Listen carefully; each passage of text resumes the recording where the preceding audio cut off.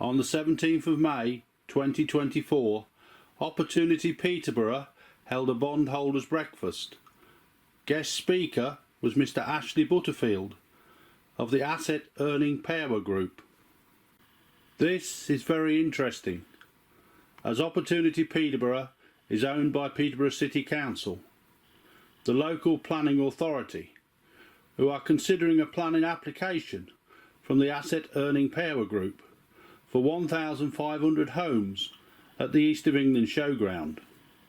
It would appear that as the planning authority is helping to promote the application, granting permission for the building will be a formality. At the meeting, Mr. Butterfield branded the speedway protesters as a selfish, small cohort. But before I reply to Mr. Butterfield, courtesy of the Peterborough Telegraph, let's see him in action at the bondholders breakfast. Paul, I know it's a sore point, but why can't you include a speedway track in your it's a great point. It's one word he hasn't used. Let's be fair. Put your money on the table now. Is that the time? No, because I've got all day to talk about this. So, no, the reason why we can't have Speedway, as I've said to you, Paul, 25 times, and I've said to Speedway 250 times, it loses money. It lost the charity. They keep saying it's viable. It is not viable. I can show you the accounts, the records, the finances over 50 years of losing money. A charity cannot support a sport that is privately owned to lose money. Now, their accounts say it made money. It made £7,000. Okay? But that's because the charity was supporting it financially. Now, why can't we, as we go forward, when it's not the charity, who in their right mind commercially would support our privately owned business to lose us money? Any hands up? Okay, that is the bottom line answer. The other answer is, who in their right mind, could be some Speedway fans in the room, would buy our house if Speedway was here? Or here, or here, or here. It does not work. But you would probably buy a house if there's a driving range, or if there's, other facilities. So commercially and viability-wise, it does not work. And also operationally, to develop housing and leisure, it doesn't work. What we do have is letters of support for this development. And those letters of support, thank you, those letters of support are really powerful, enormous letters of support. And those letters of support at the moment probably represent about 50,000 people in the community. So not 1,800 or 500, but about 50,000 people in the community are supporting and backing and the voice of that. We believe we have pipeline getting up to 100,000 people supporting this. Today, we would love your support. It's my selling bit. So if anybody wants to talk to me later and write us a lovely letter of support, we would massively appreciate that. Thank you. Actually, this is supportive. This is what people of Peterborough want and need, rather than a very small cohort. And the other thing is, my last thing, sorry Paul, you brought it up, is how bloody selfish of a very small cohort of people trying to stop a development for their own sport. 14 times a year, 3 hours per time. They're trying to stop this from happening in Peterborough. Really, really selfish. It's what people do, sadly. Sorry? It's what people do. It's what people do. There you are. Mr. Ashley Butterfield has made some nice claims about the Peterborough Panthers and them losing money, claiming to have gone through their accounts at Company's House. I would like to do the same for AEPG Limited, but the company was only registered as a limited company at Company's House on the 20th of August 2020. On the 26th of August 2021, the company was filing dormant accounts for the period ending the 31st of March 2021. Yet the financial statements for the East of England Agricultural Society for the year ending the 31st of December 2021, the trustees' report was to state that AEPG Limited had taken on the showground services at the beginning of January 2021. So how could they file dormant company accounts? The report was signed by Mr. Richard Bramley, a name you should remember. In the East of England Agricultural Society report for the winter and autumn of 2021, Mr. Richard Bramley, in the chairman's welcome, says that AEPG, led by Ashley Butterfield, has an extensive background in land and residential development.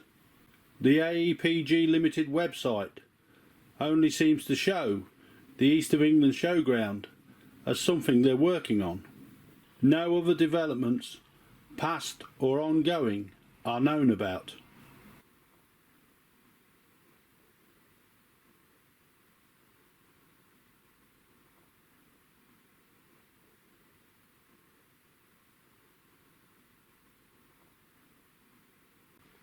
In the Peterborough local plan, 650 houses were allocated for the East of England Showground, but not where the speedway track is.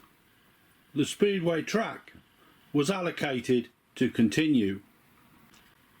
East of England Showground Services Limited, prior to COVID, was showing a profit of over £300,000 per annum, with administrative expenses of over £1.25 million. The East of England Agricultural Society news for the autumn and winter of 2021 gave the impression that large events like Truckfest was going to carry on. So when did the society agree to a change? With the stand trashed, the Panthers defunct, Truckfest gone to Lincoln, and many other events lost. What happens if planning permission is refused? I feel this is poor charity management. I don't feel that AEPG should be known as the Asset Earning Power Group, but the Arse Earning Power Group. But, unlike Mr. Butterfield, I will now substantiate my claim. For that, we need to go back in time to 1961, when Holbridge Parish Council signed a lease with the Crown Commissioners for some land at Roman Bank, Holbridge Bank, to be allotments. The allotments were known as Crownfield Bank. And in the 70s, my father used to cultivate number 2. January 2005, and a meeting is held at the allotments.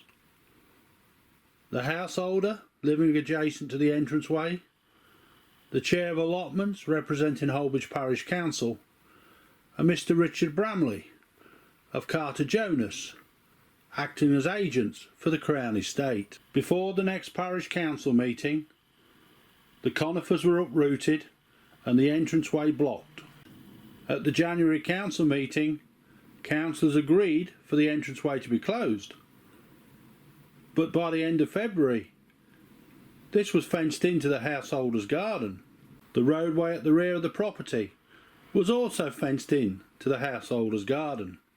I had become the tenant of allotment number 2 in the 90s, and when the chair of allotments was challenged over the fence being erected and the contractor running on and digging into a growing crop of daffodils, his response was that it was my fault that I had planted my daffodils too close to the boundary. The councillor was astounded when I told him that I had letters and plans from 1999 and the boundary was not where the fence had been erected. The Crown Estate served no deed of release on the parish council, and no planning permission was sought for change of use from agricultural to residential. This is probably best summed up by the Holbridge Parish Council Allotment Inspection Report of 2005, which mentions neighbouring houses encroaching onto allotment land and the Crown unwilling to act. 2007 saw Mr Hawkes appointed as Deputy Clerk to Holbridge Parish Council. He was adamant that things were not right. The arrogance is best summed up by the minutes of the Parish Council of March 2009. A reply from Richard Bramley. They would bring a tape measure when next in the area. June 2009. 4 years after the fence was erected, Mr Bramley was to finally turn up for a meeting. Then little was to happen, with Mr Bramley missing several deadlines.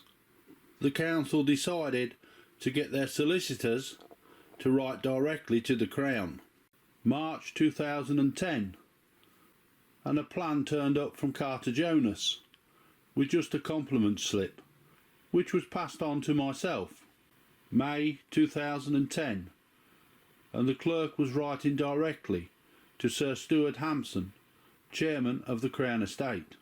Interestingly, the previous March, Mr Hawkes, the clerk, had received an email from Peter Chamberlain of the Crown Estate. Interestingly, I note in passing, the lease of the allotments to the council, dated 3rd November 1961, shows no access ways to the let land. It was not realised at the time, but an Horizon-style cover-up was taking place.